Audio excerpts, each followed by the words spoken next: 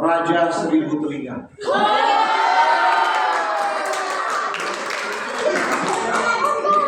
Pernah dengar tentang Raja Seribu Telinga? Enggak.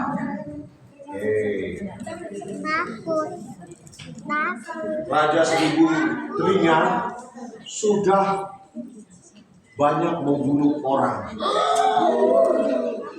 Cuma kurang 2 telinga menjadi 1000 telinga. Mau tahu ceritanya? Oke, dengarkan baik-baik ya. Nah, Raja Seribu Telinga ini hidup di Indian, Amerika.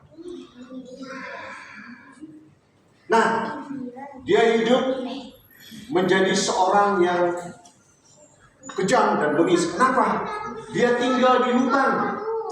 Kenapa dia jadi tinggal di hutan? Tadinya dia menjadi anak yang baik.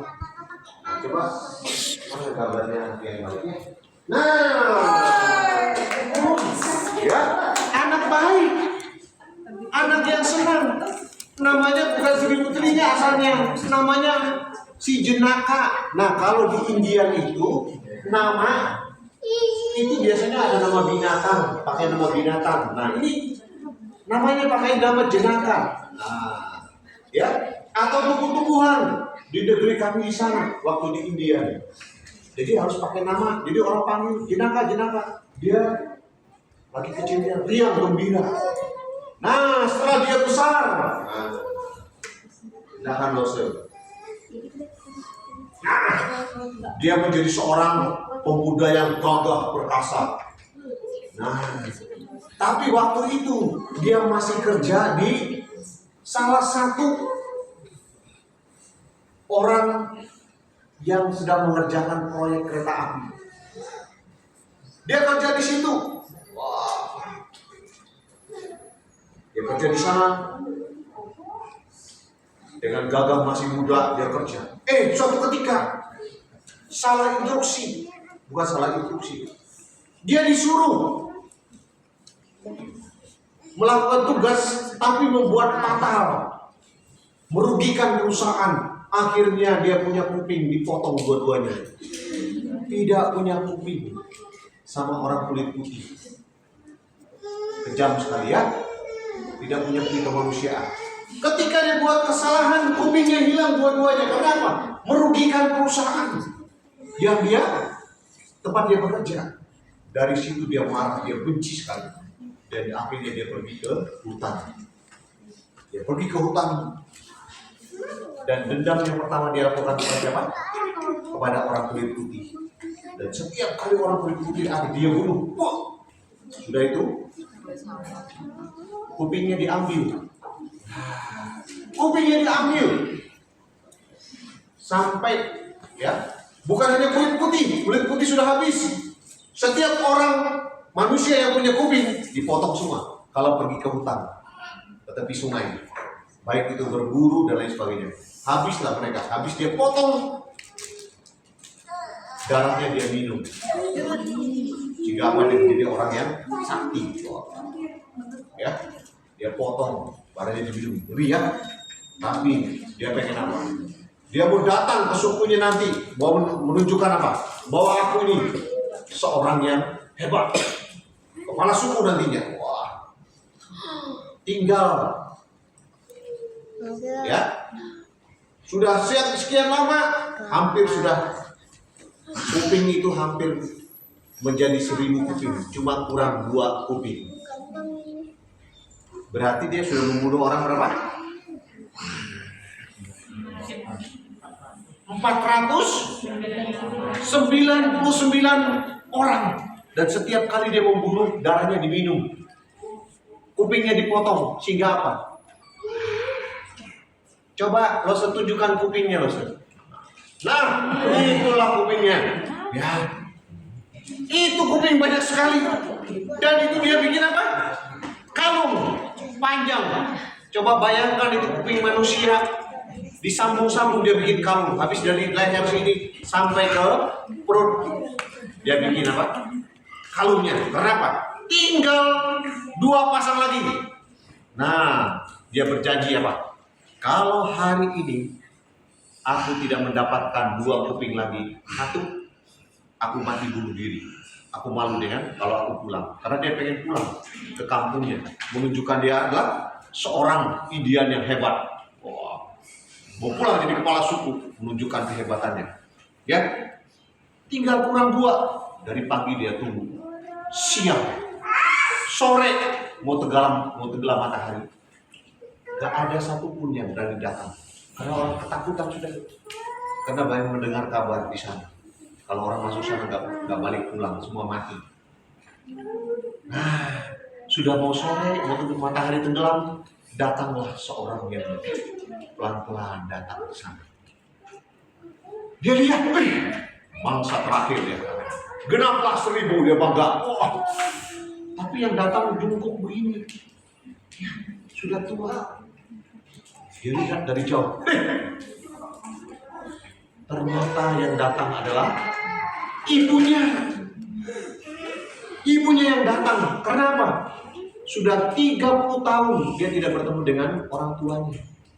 Dia sebenarnya punya hati pulang ke kampung halamannya. Dia pengen ketemu mamanya.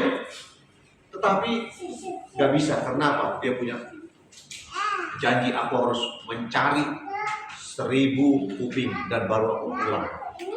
Sebagai nasar, kalau aku tidak berhasil, aku akan mati, bunuh diri dia. Akhirnya lihat mamanya, dia katakan, di dalam hatinya masih ada, dia rindu sama mamanya. Di satu sisi dia katakan, aku ingin menggenapi janjiku, sekalipun ibuku datang. Dia katakan, kenapa mama datang ke sini? Mama punya sial hari ini, dia katakan. Karena aku harus menggenapi janjiku. Nah, tadinya kalau sudah kesetanan ya, sudah tidak tahu lagi mikir kebaikan, tidak mikir lagi orang tua, ya. Dia pengen, wah. Tapi mamanya bilang, nah, sebelum kamu membunuh aku, bolehkah aku berbicara dengan mama? Dengan anak, ya, dengan anakku, dia katakan, ya. Mama mau berbicara dengan kamu, mau ngomong sama kamu. Waktu di depan goa, mamanya diajak, mari, ayo cepat, ngomong apa? Mamanya mulai cerita. Nah, hidup kita tidak seperti yang dulu lagi, ya.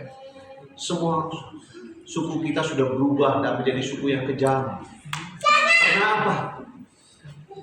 Sudah mengenal Yesus, roh yang besar itu, roh yang baik, yang bisa mengampuni, yang bisa menolong kita. Hah? Dia kaget. Roh yang besar yang bagaimana? Ya. Pokoknya dia bilang, saya tidak mau percaya. Yang penting mama harus jadi korban. Yang ke-1000, habis itu saya mau pulang ke kampung. Ya. Kepada suku saya mau jadi kepala suku, dia kata. Waktu ngomong-ngomong, dia sudah mencabut dia punya pedang. Dia mau tibas tuh dia mau tibas, dia punya mama itu punya kuping, mau dipotong, ya. Dia mau potong itu, tapi ketika dia mau potong, dia mau bangkit berdiri, sudah ambil pedang, dia mau, ya. Ternyata tangannya pegang apa? Apa yang dia pegang? Dia pegang ular. Ya, ular yang sangat berbisa dia pegang. Begitu dia pegang, langsung digigit. Mamanya langsung lihat apa? Wah, ini ular yang paling berbisa. Ya, dia lihat juga ular berbisa. Mamanya sudah ngomong, mati dia, mati anak. Ya. Nah, begitu dia sudah mulai kesakitan, tangannya mulai sudah membiru. Apa yang dilakukan? Mamanya langsung mendekat, langsung digigit. Gigit. Diambil, diisap darahnya, ya. Diisap itunya. Gigitan ularnya. Isap. Buang. Akhirnya itu mamanya juga bukan mati. Si Raja 1000 Seringa pingsan, Dia sudah melayang-layang, gitu ya. Dia sudah ke awang-awang begitu, kayaknya sudah bawa ke alam maut sana gitu ya. Nah, begitu merasa ke alam maut, mamanya katakan waktu masih hidup, kalau kamu udah percaya Tuhan Yesus, kamu akan masuk neraka. Ketika kamu percaya Tuhan Yesus, kamu akan masuk surga. Ya. Dalam keadaan seperti itu dia melihat ditarik bawa ke neraka, dia berteriak, Yesus, Yesus, dia bilang, ya. Ternyata di dalam kesadarannya masih dia, akhirnya dia ditarik, ya. Dia melihat sesuatu yang bayangan, dia melihat satu bayangan yang menarik dia kembali. Begitu dia merasa, ya, kembali ke asalnya, dia sadar, hujan rintik-rintik. Dia baru ingat, dia lihat mamanya meninggal. Dia menangis, dia sedih, ya, sedih sekali dia. Tetapi dia tahu, dari situ dia bangkit kembali ke desanya. Dan dia mau percaya Tuhan Yesus. Kenapa? Ibunya mau datang menyampaikan kabar baik kepada Raja Seribu Telinga supaya apa? Percaya Tuhan Yesus. Kalau tidak dia sudah masuk neraka. Tapi ibunya rela berkorban, dia rindu anaknya apa? Bisa mengenal Tuhan, percaya Tuhan Yesus.